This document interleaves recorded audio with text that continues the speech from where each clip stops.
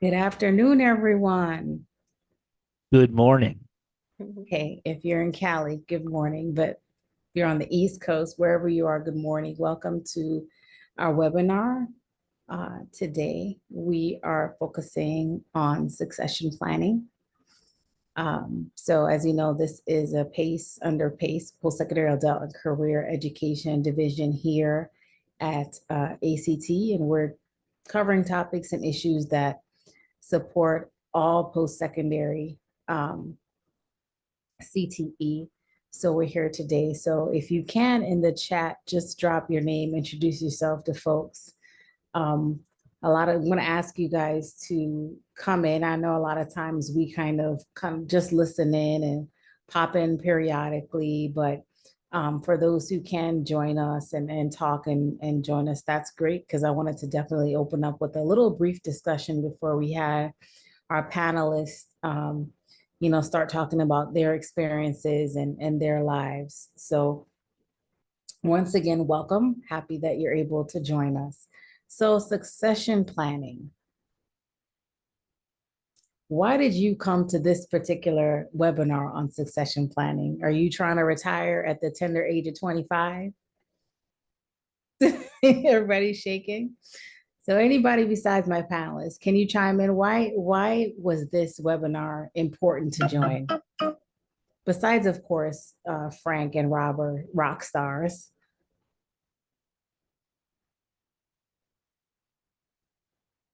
Folks introducing themselves. Why did you decide to come to this webinar?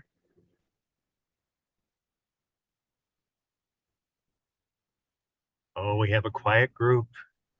I see.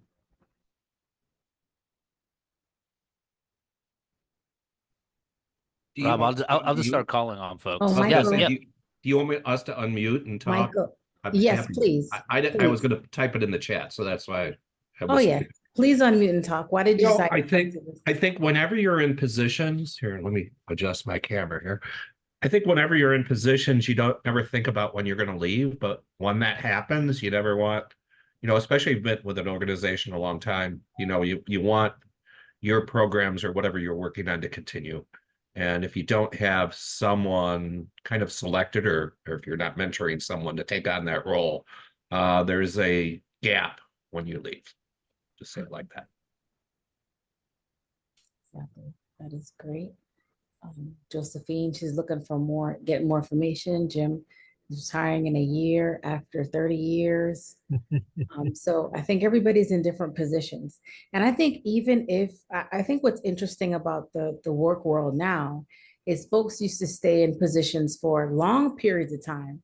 And this would have been an even more lengthier type of discussion, but sometimes people are staying shorter periods of time, right? 2 years, 3 years, 5 years, and kind of going in different positions or moving up and doing different things.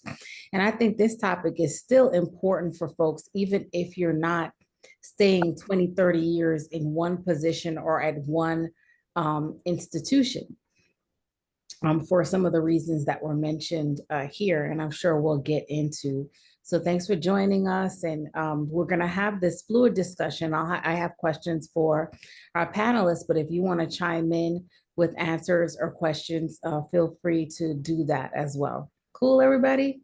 Well, yeah, I think your perspectives as a group would be very valued.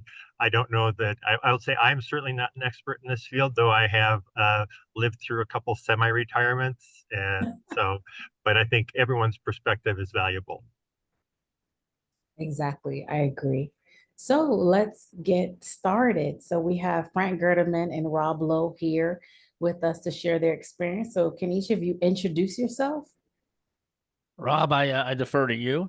Oh heavens! Well, is it because of the name? Let's just take that. It's Rob with two B's again, so we don't get confusion. I know, but I'm with Minnesota State Colleges and Universities.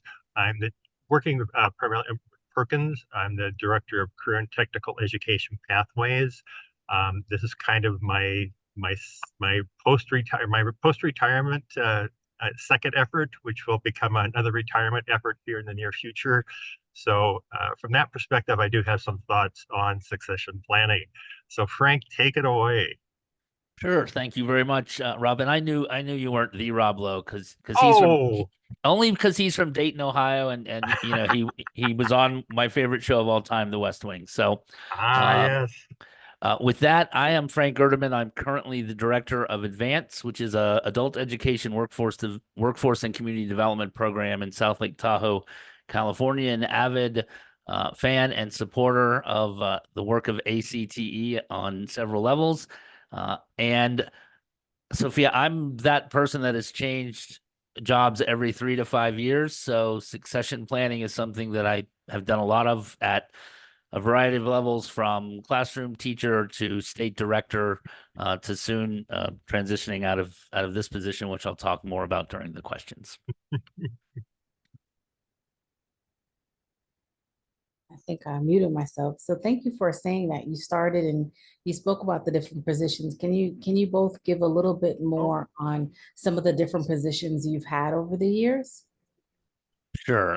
And Rob, if you don't mind, I will go ahead and Hop right in. cover this. So, inside and outside of education, as many folks, my career path has really been driven by skills, interest, and impact of the position, not by career sector. So I've done everything from being a whitewater rafting guide, which has little transition planning required, um, to being the state director of secondary and adult education for the state of Vermont, which had a bit more transition planning required. And my current position, where I am the founding director of this program, soon in the next 3 to 6 months to transition sort of operation of something that I really played a significant role in creating to somebody else. Over to you, Rob. Well, Frank, we do have an interesting parallel. One of I think my most precious jobs or most impactful was a wilderness instructor, taking kids out for 30 days at a shot.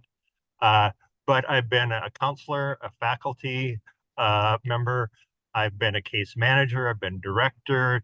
I've kind of bounced all over with different positions.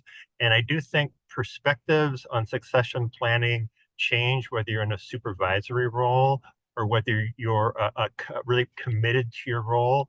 I no longer am in a supervisory position, but I am very committed to the role and the importance of what I do. So from that perspective, I'm concerned about seeing if we can make some better. I'm probably getting into number two right now, but I think just keeping in mind your role and your the passion or commitment or importance that you view that role has plays a part in how invested you are in succession planning.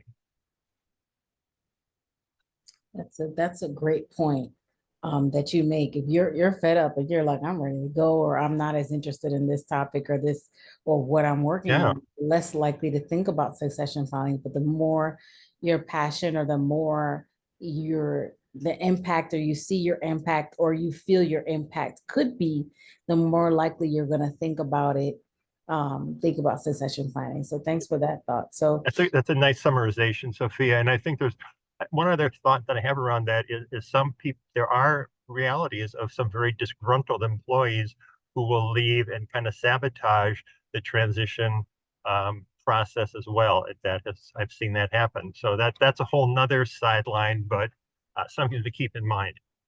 Mhm. And I definitely think we can get into that because I think this topic is so important because it has an overall impact on post-secondary CTE. You know, overall, not just necessarily just the institution or the person, because we all have a broad impact.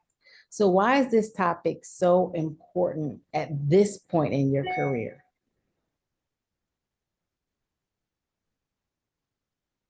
All right, I'll go. Go ahead, Frank. We'll take turns maybe going first and second. Here you go. Nice job, Rob, letting the uncomfortable silence get to me. That was well played.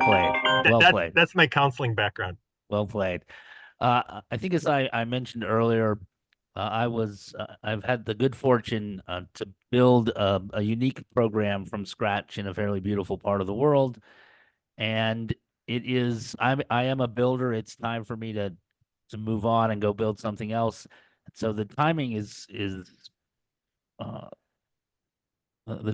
good for me to have this conversation because it's been on my mind for the last a year or so. I jokingly said at the beginning as folks were signing on that if you don't transition plan, you might find yourself stuck in the job forever because you have not created a viable exit strategy, not only for yourself, but for the program and the community you're serving. So for me, it's important because it's real. It's right. It's happening to me right now. And I just figured, Sophia, you asked. I won't say this for Frank, but I'll say it for myself, because I'm old, and this is a very timely discussion. I think it is timely for me because I actually am going to be officially retiring in about less than a year. And this is sort of my second go round. I went through a semi-retirement, decided I didn't want to retire, but I think it's also important because I see the need to, and this again, I'm probably jumping ahead, but I see the need. There's this job, what we're doing, the whole area that we're focusing on is so critical that it's really incumbent upon us not to leave voids.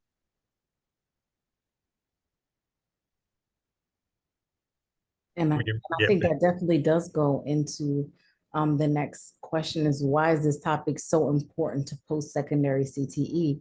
And I think you hit it right on the head. We're leaving, if we don't succession plan, we could be leaving holes, right? So we're trying to build and we're trying to grow. And every time someone leaves and someone has to start all over again, we might end up lower than if we could just build on each other or reshape in that sort of a way. What do you guys Yeah. think about that? Well, I think that here, I'll jump on this one, Frank, so we won't have uncomfortable silence. Um, I think in my mind that there's also there's a larger challenge than just succession planning, but it really is. I'm not sure how closely knit we feel as post-secondary CTE professionals. Um, so I think there is that overarching concern that I have, and that then gets magnified when I look at in an individual's my own perspective, that I'm trying to reach out and create more of a sense of connection with the broader network we have. And if I'm leaving, I would like to, or as I'm leaving, I would like to try to make sure that interest or that passion um, is continued, because we know post-secondary CTE is critical. I'll sound like the broken record to our economic success. Um, so I think there's probably, for me, a couple different perspectives. It has to do with the whole network and whole perception. And then it has to do with just my own sense of, the importance and value that we have around career and technical education and how critical it is to our economy. So there's a couple of my thoughts.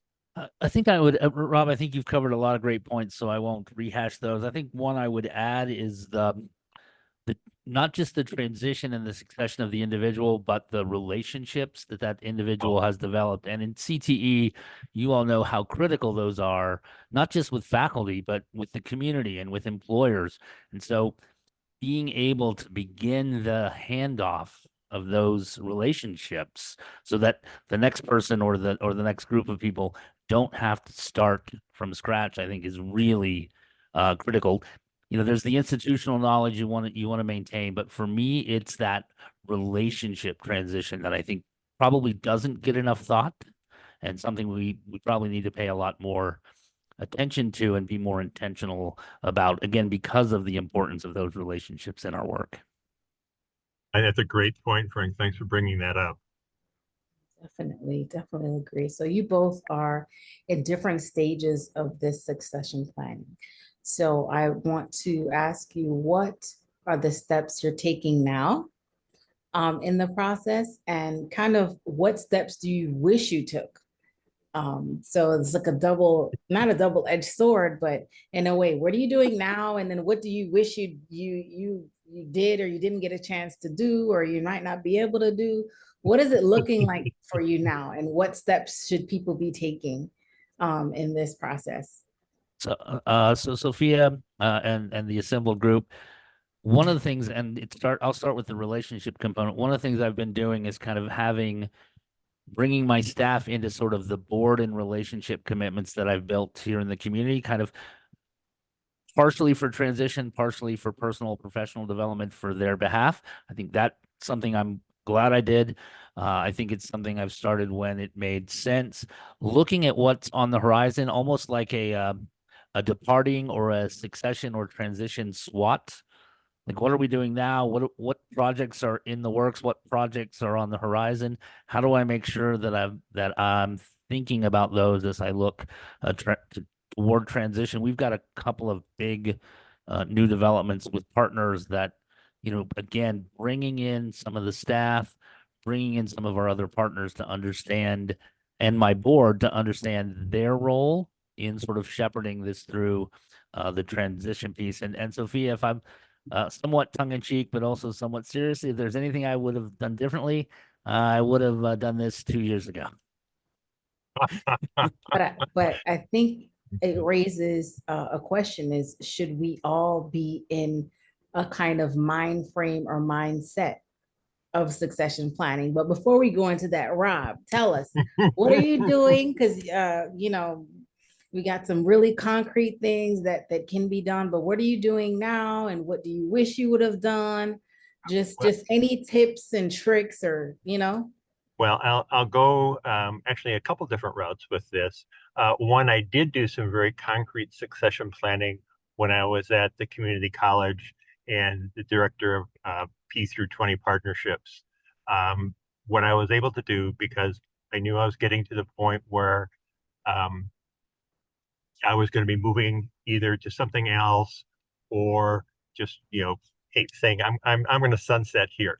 But what I was luckily able to do, because of Perkins funding and the need, I was able to hire on someone, not as a direct assistant or as a full-time assistant, but as over the course of 2 years, at about 10%, it was able to shadow me. And I was able to mentor her in the details of what it would take to do this position. So as Frank mentioned, in my role as the P through 20 director, the relationships were critical, not only with faculty and deans at the college, but with high school instructors and high school administrators. So that, I think, was probably the most critical piece, even though Perkins itself is a very nuanced, to say the least, program. And you can't step into a position like that and be not flounder. So that's what I was able to do with the position when I left the community college, is have someone who knew it very well. So the college could choose not to hire her, but they chose to do so, and she hit the ground running. So I would say that was one thing I did in the past. As I'm looking at currently, I'm trying to, much like Frank, I think, was talking about, is I'm trying to jot down, trying to make notes of all those connections, of all all those relationships and what they tie into, what projects or initiatives. Trying to also think about, what do I do on a monthly basis? What is sort of the workflow of this particular position? And jot down, and that's just kind of preliminary because I still got 10 months. So, but I'm still trying to think of what happens in March. What are the commitments or things that are coming up here? What should people be aware of? What research they might want to gather? What data is important to help inform their decision making? Again, because I'm very involved in Perkins. So I think at this point, it is trying to, and certainly talking with my colleagues and getting their input too, about what things, what does my position look like? What are its responsibilities? What might we want to change as we go forward? And I also, again, know a few individuals who are potentially interested in moving into this position when I retire. So I'm passing on, my thoughts and insights to them. And again, it has to do with, I'm very passionate about this. I think this is valuable, and I want this to be successful. I don't want to leave that void and have people struggle. We have enough struggles the way it is. So that's kind of what I did in the past, and it worked real well. And I'm hoping what I'm doing now, though, I don't like writing as much as I like talking and thinking. So it's a little more of a challenge to me. Like, oh damn it, what do I do? Oh, okay, what do I do? So anyway, that's kind of my perspective for right now. And Rob, Michael commented that that's a great point. And I'm just going to add that one of the things I've found myself doing over the last 3-4 months is moving from that sort of internal operating procedure guide to capturing that all in a written document, right? How do I leave instructions and guidelines and tips on the things that we do on a daily, weekly, monthly basis that are important to continue? Not necessarily you have to do it this way, but here's why we were doing these things. Here's how we were doing them to help inform the next director to sort of make this position their own. Yeah, and some of it has to do with there are certain steps to access information and data, and here are the steps you might go through to have to do that. Again, you don't have to follow through, but at least it's a guide, almost like step to step, almost like programming, step to step. But some things require that. Right. And again, that's not my forte, but right. I think it's essential. Important things like when the ACTE membership for the organization needs to be renewed, right? Those are the things that you want to make sure you save the date for the post-secondary convening in Chicago, right? Those are the important things that we need to make sure we capture and pass on to our successors. Or how important ACTE is to be a part of. So anyway, I'm sorry. Is that a shameless plug? Oh, probably. Yeah, no, it's not shameless. It's full of pride and hope for the future. But I think you guys raised a lot of great points. And I think a big piece, there are little things that you need to remember to do. But then there are the bigger picture things of vision and goals and what's been accomplished and what were challenges and what were successes and what, just that whole, it almost reminds me of sort of a job ethnography, like you're taking stock of everything and all these pieces and trying to kind of make sense of it while also sharing so others can move forward instead of having to move all the way back and then forward. So I think a lot of pieces is leadership. And Josephine, sorry, being able to sit in this space and think, I think is a leadership skill, but also being around or being supervised by folks that encourage this as well. Yep. Because you guys haven't always been the person necessarily in charge, but you've worked for, I know, right, Frank? But you've worked for people. So they had to have allowed you to have this space. You know what I mean? Yeah. So Sophie, that's a great point. The structure is important as well, right? I'm fortunate in some ways in this setting in that I have a board, right? I have a place where the vision lives, can live, should live. So making sure that my board understands their more active role during the transition. Not every position has that, but every position has something, a supervisor, colleagues that can be part of that transition network. It should be bigger than just ourselves. And I was going to invite Josephine, if you want to say a little more about, she's mentioning she's creating a process manual. Would you like to share a little about your experience with that? I'm all about audience participation. So absolutely. If you're not, oh, great. Great. Let me actually take my camera off. Here we go. There. Hello, everyone. So this is Welcome. actually my first time participating with any ACTE stuff. But I recently came upon this role. I've been at the college here for about 3 years, and I took over this role. There was no one in this role for a year, so it's been empty. And I had to figure out how to do everything by myself. There was no one to guide me. And with that being said, I feel that I needed to create some type of a processes manual so that I can have like my successor come in and they'll understand what it is I'm trying to do and what I'm trying to accomplish. here at the college. So it's been a process because I've been like very stuck on like how do I get started and how do I organize everything to make it all flow and make sense so that the next person comes in and it's pretty easy for them. Well, and it might be for you too, Josephine, going in the future thinking, well, what the hell did I do last year? Oh, here it is. Look at this. Yes. So in some ways, it's making a map for yourself too, as you repeat and do these things on a more secular basis. Yes. Yeah, it's been a process because like I said, there was nothing available for me. And Yeah. I'm like, okay, like what's my main goal? I need to help these students find internships. And how was it done in the past? So I would look at all the files that were here and I'm like, these are the places we use. Let me look and see, are these places available? So I'm so far it's been pretty good. I'm tackling down about 9 months right now in this role. But I think I'm making pretty good progress. Everyone here is saying that, you know, our program is now coming up and it's now being more recognized. So I think I'm doing well. So now I just have to document everything from when I started. And I think, Josephine, you're pointing out some of the negative effects of poor succession planning. Yes. If all of a sudden I'm thrust into this, what do I do? Where's my, yeah.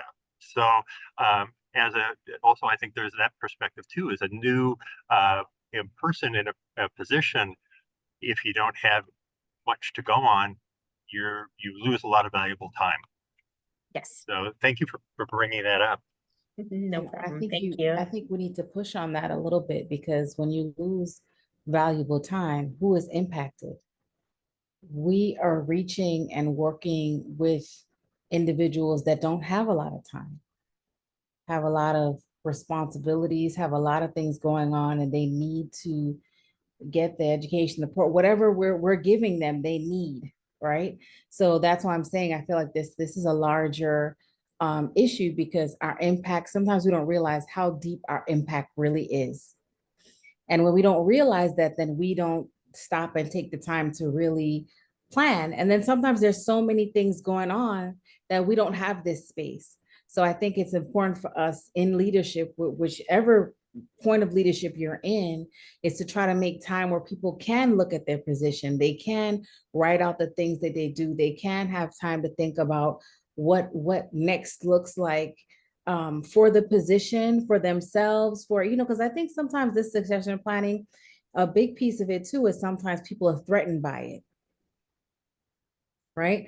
I don't want the next person up doesn't want you to take their role, or the next, they don't want you to leave because they want you to stay there forever because they're afraid that no one is going to be able to come in and do what you do. And like all of these things are real, right? So that can also be a part of our conversation too. And I think those kind of thoughts and ideas can make succession planning even more difficult. You know, as we're, go ahead.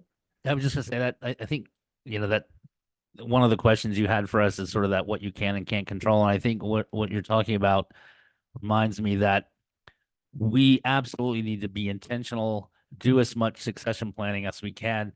We also need to be willing to let it go when we go. Right? We need to know that we've done everything within our power, but when we go, we go. When I left the state of Vermont, I spent a lot of time with a succession plan.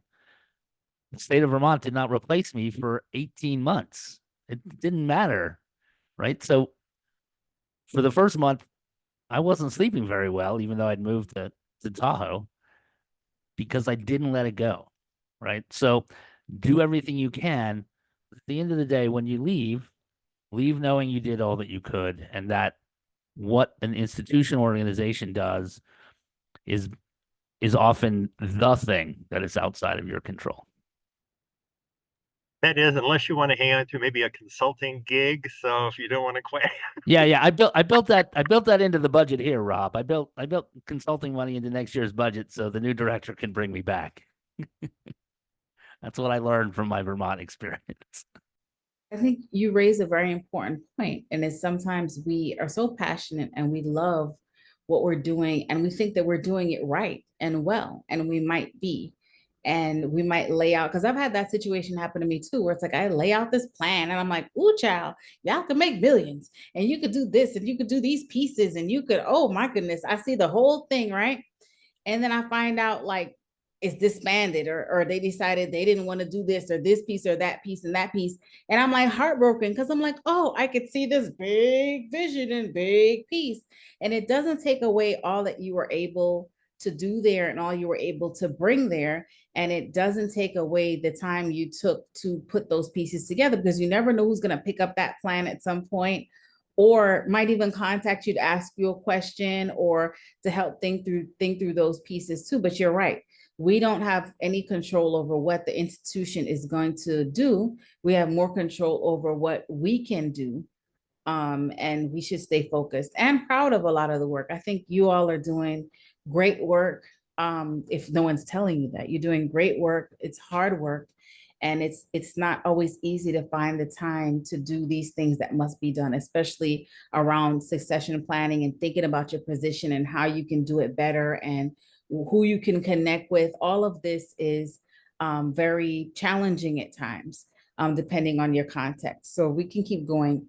I was gonna say, I would kind of jump on that just for a second. That I know that in terms of the organization, I had asked for about 5 years to start planning, to have someone know the process and the role, and the organization was not particularly interested. But what happened is then a third party, in this case, it was a monitoring by the state of Perkins, and they came back and recommended succession planning.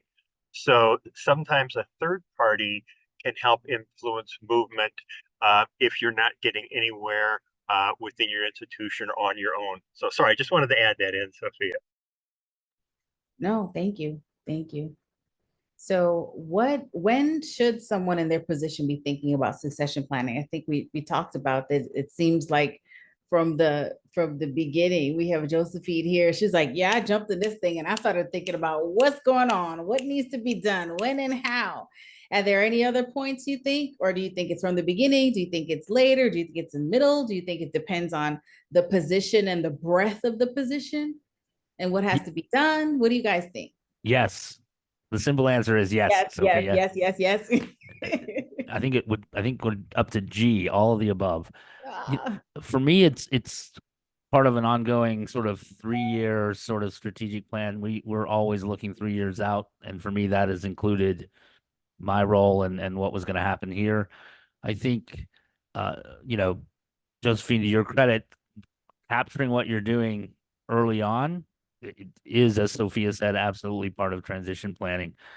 Anything that you do to capture, to document with intention the activities and the work that has to be done, I think has value in that. I think for most folks, it probably becomes more realistic and more important and more visible when you think about your exit, whether that's retirement or transition to a new job.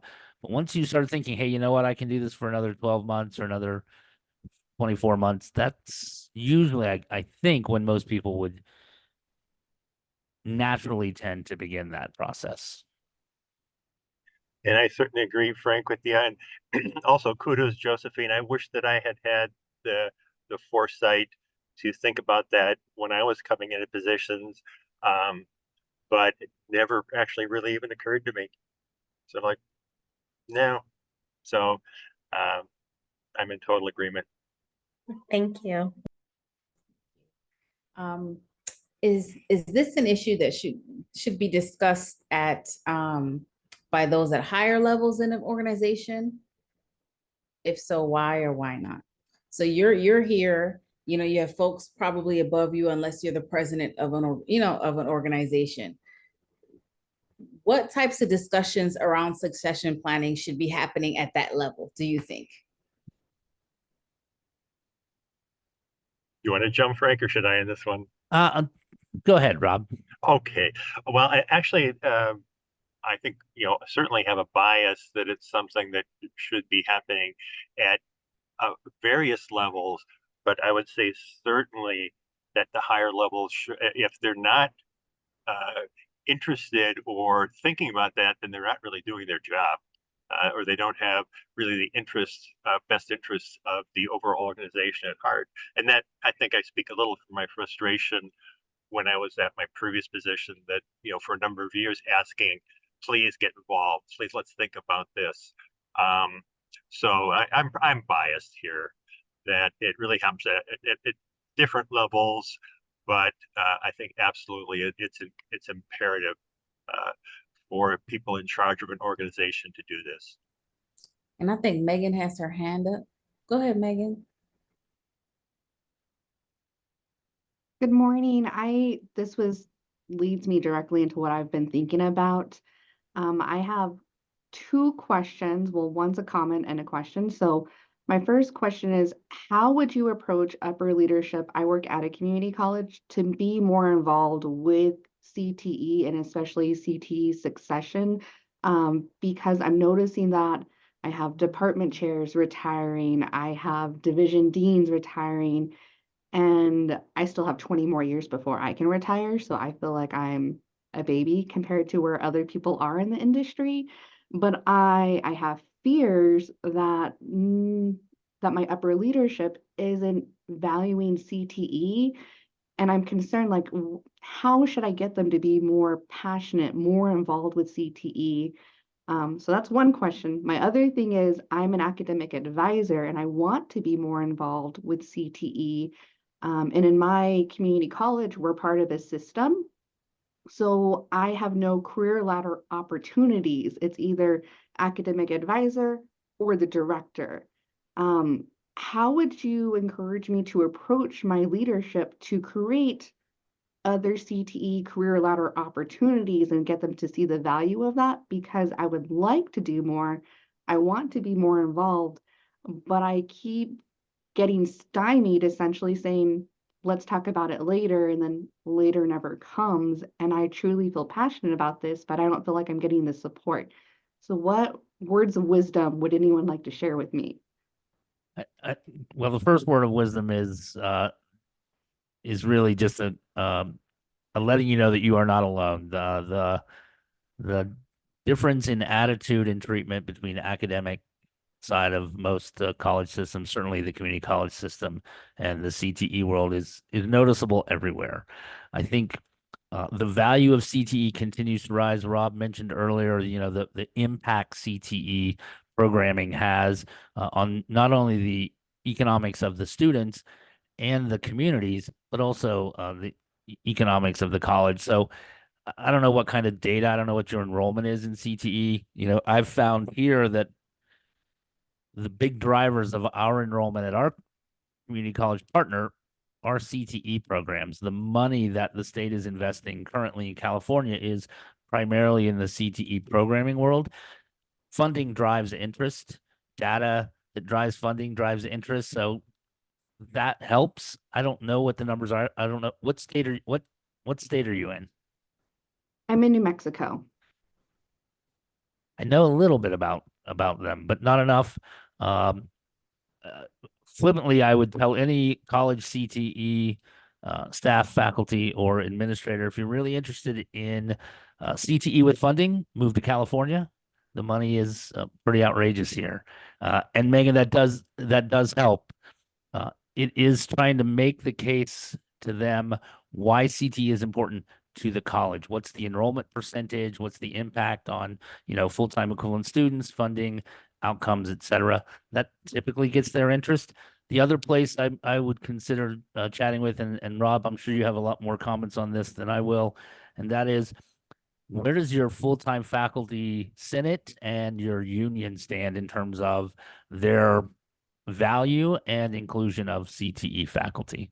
Because that's a mighty powerful voice in the college system. And anyone else, please jump in if you have some thoughts as well. And this is part, I think, what I was alluding to when I was first talking about some of the importance in terms of the perception of CTE at the post-secondary as a whole. I think we have a challenge to make it more visible. And I think Frank had, it's a good advice. Try to get the data, the information, and talk with the folks who are invested. See if you can find those champions, a dean who might be a champion of trying to get more awareness. And then also ACT has a lot of good resources. There's another unshameless plug to try to justify or try to support why CTE is so incredibly important. And other folks, please, if you have suggestions or thoughts, share them with Megan and us. And I think, Megan, what we're trying to do, and that's, I encourage you to join PACE, the Post-Secondary Adult and Career Education Division, because that's what we're trying to do, is create a community among post-secondary folks. And in joining that community, you'll be able to see the different positions, the different things people have. You'll be able to see what next could look like for you. There's also a few leadership programs that I encourage you. We have the Next Level Fellows program. We have a bunch of different leadership programs that can help you as you're growing professionally and moving forward in your position. So just drop your information down in the chat so I can send you some information on that. But I would say definitely, even Josephine, anybody that's new and these are some of your concerns, definitely leave me your information and definitely join PACE and get involved where you feel like there are other people that are, because there are people like you in the same position across the nation.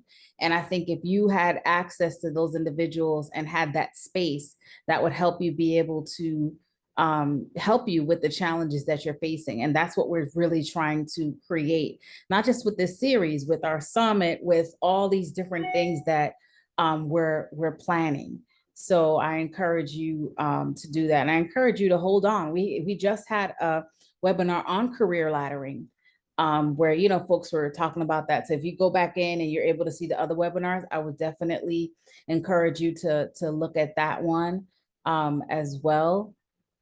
And I just want to encourage you. I know it's very difficult to keep going when you feel like you're not as supported and you know that the students need the support and need the interest. But I just want to encourage you to keep pushing forward. You're doing great work. And I think a lot of what we need to do post-secondary CTE, and I hate to kind of go a little bit off script, is we need to put a light on post-secondary CTE and show what's being done. And I think some of that needs to be our marketing, but some of that also needs to be the research that we're conducting, right? And in a lot of other areas. So we're doing a lot of the behind the scenes things that maybe you're not aware of right now to shine a light on what's being done. And then my hope is that when that light is shined, then we'll have more opportunities for funding. We'll have more influence. People will really understand why post-secondary CTE is so important and why we need the support, you know, to help our faculty, to help our students and all those pieces. So let's, you know, I want us to keep having this conversation. I want you to join us. I want us to keep talking, you know, more about this, and we will, but we can kind of segment back. I hate to go off script, but I also, you know, want to put that out there for you.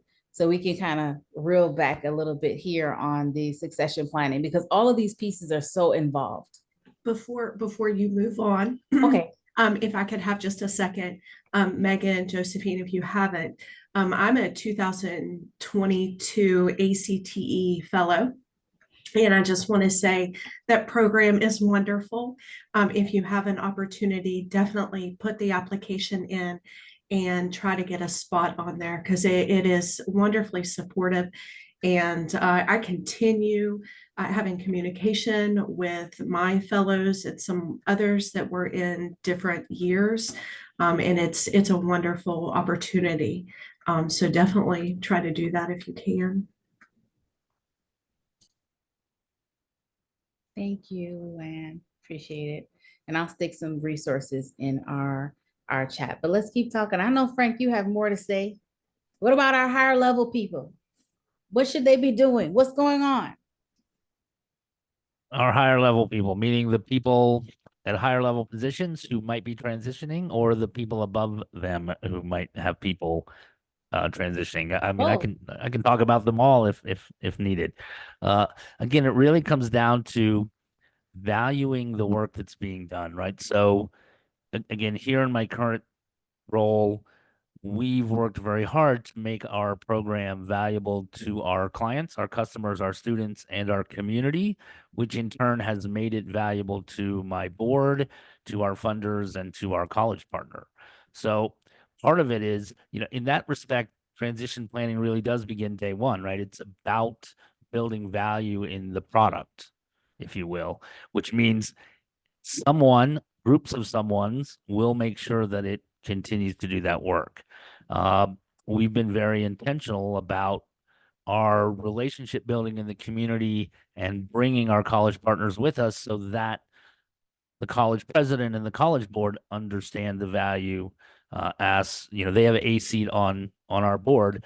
They're typically the loudest member, as you might expect, on our board. So having them understand the value of our product, of our program, means that they have a vested and obvious and intentional interest in our transition planning. That has been helpful for me as I went to them 5-6 months ago to start outlining the process that I hope they would follow in selecting my replacement. I think that's the other thing we haven't talked much about is, yes, an individual is transitioning. What impact, what influence do I have over the process for replacement? And in this case, we were able to leverage some of our partnerships into probably more influence than my position would normally have in the unique structure of California adult ed and community college partnerships. But that's allowed me to say, look, you can't wait until I leave to hire my replacement, which is what most colleges do, right? Usually somebody retires, then they post, then they interview, then they hire. There's very little, Rob, the fact that you've been able to do some mentoring with folks who were potential future candidates, is, as you know, pretty rare in the college world. So hats off to you for being able to do that. Where you can build some influence through program delivery, through impact on partners and those above you, I think you get more buy-in and interest. Whether it's funding or public relations or relationship building, it really comes down to figuring out what are the levers that move and interest, yourself, the people around you, and the people who will make decisions above you and about the future of your program. And for a small consulting fee, just give me a call after June. I'll be happy to come out and I'm just kidding. This is not a commercial. This is only a commercial for PACE and ACTE, not for Frank Erman. And I will say, Frank, what did allow me, and Megan, this might be something you want to explore too. See who is handling the Perkins grant in your area. That's what allowed me to be able to take on someone to kind of mentor. So I just had probably an opportunity that a lot of positions at a community college do not have. So just kind of something you might want to consider. Rob, I'd actually expand that to include any funding that impacts Sure. CTE, because in some places, Yeah. the Perkins amount may be small, but there may Sure. be a lot of other funding. So understanding the funding sources that drive the program and support the program, really important. Your Title I partners, right? The WIOA Title I workforce development folks, always good people to know, especially as those dollars can be used to support CTE training. Thank you. Before we open up for questions, I just put in the chat a bunch of resources, information on some fellowship programs, our webinars, our summit coming up, a bunch of those resources. And I'll put my information in here in case you want to continue dialoguing. So before we open up, our great folks, Frank and Rob, do you have any final words, any ideas or thoughts that you really want to leave with the audience? I think we've covered. I think I'd just be repeating what we already covered. I think just recognizing it and being intentional about the process. Like Josephine, when she started right away, started thinking about it. So I don't really have anything else to add. But we're happy to answer any questions from the audience. Audience out there, do you have any questions, any other challenges you're facing?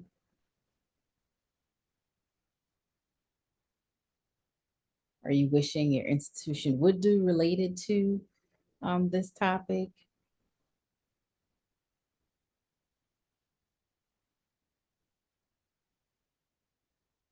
Something we didn't cover, something you want to know about. Happy Pi Day, everybody. I should have led with that. Right. And Albert Einstein's birthday, coincidentally. Can you speak about the fellowship? Sure. So there were these 9 people that were selected to take this ring back to. No. Oh, not that fellowship. Sorry. I think Jody, are you asking about the next The level fellows fellowship program, yeah. Because there's a few fellowship program. I also put the other leadership program and the links in here. So Jody, do you mean the next level fellows program? Jody?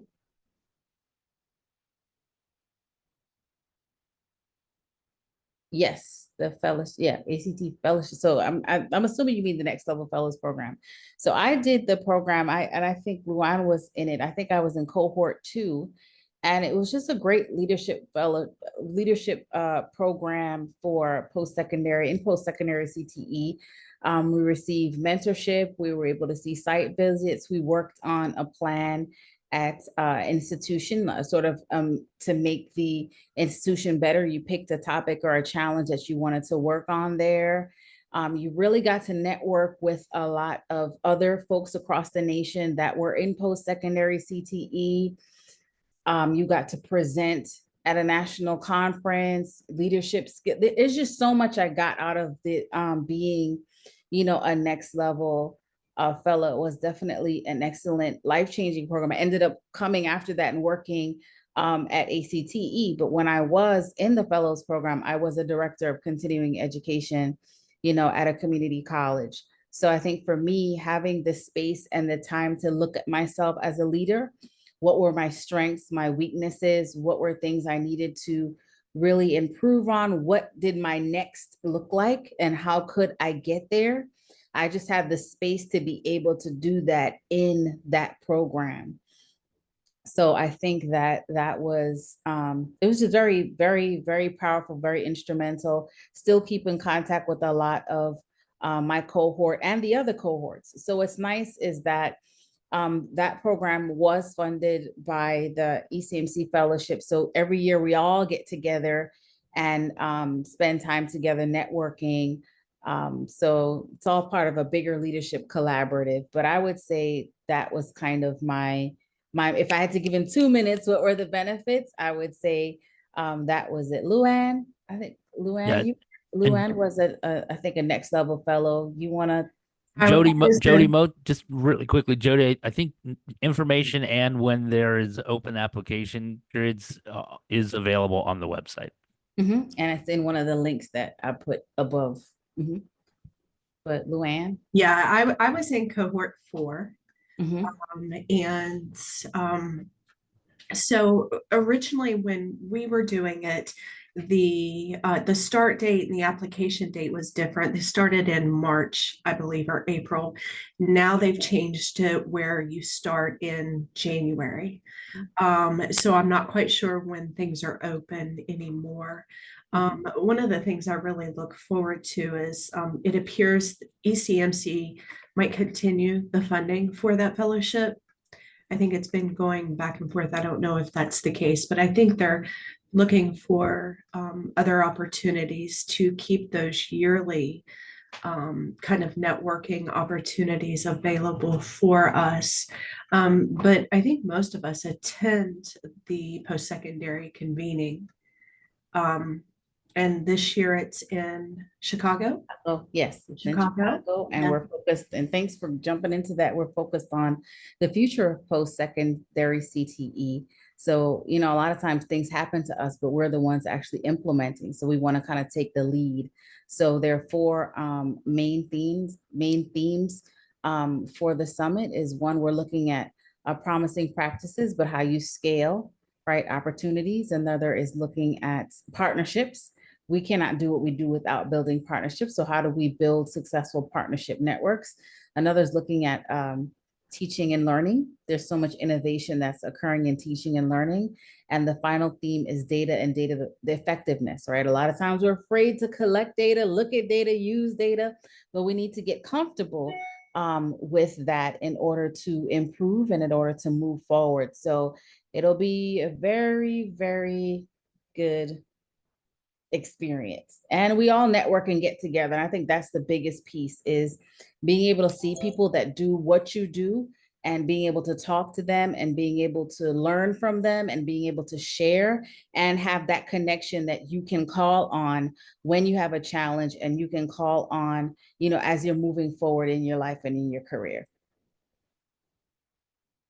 So we can do that. But if there are no other thoughts or No, I think Fran made a great comment in the chat about the importance of collaboration, integration, and cooperation with K-12 and PACE in the CTE space as well. and adult Thank you, ed Frank. and the partnership as well. So we'll be working on a lot of those pieces. So I think our time is sort of running out. And I want to thank Rob and Frank for their service, their support, their willingness to be with us today and share with us these very important nuggets that we can take with us, not just at the end of our career, but start to think about when we're at the beginning, the middle, wherever you are in your career. I feel like they gave us some things for us to really think about as related to succession planning, but as related to being a professional and growing as a leader. So I want to thank you guys for doing that for us at this time. So everyone, as I said, I put a bunch of links. Any questions or any pieces, just thanks for spending time with us today. And I look forward to seeing you at our next webinar or our summit or any of our other professional development opportunities. We have a lot more coming out for our post-secondary CTE folks. So get ready. Sophia, before I know folks will probably start signing off, but in the last 2 or 3 minutes, a reminder, I don't know if anyone else on the call will be there. Next week is the ACTE National Policy Summit. So if there is a burning issue in your mind or in your sphere around CTE and legislation and policy, feel free to throw it in the chat, and I'll add it to my list to take with me to DC next week. Perfect. Beyond Perkins reauthorization. Yeah. Everybody wants Perkins and increased Perkins spending. Yeah. I know all those things. How does this group feel about short-term Pell? Yeah, National Apprenticeship Act. Okay, there's all sorts of things. And Right. I'll see you there, Frank. Oh, good. Oh, and And Fran and Christian. All right. Well, hopefully we can get you'll at least recognize us. So look forward to seeing it. Thank you for having us, Very Sophia, much. being able to present and share. Fran, I'll see Fran at dinner on Saturday night, I think. So All right, everyone. Enjoy the rest of your day. thank you, everyone. Bye-bye. Rob, nice to Thank you. meet you. Sophia, shoot me a time if you want to chat a little.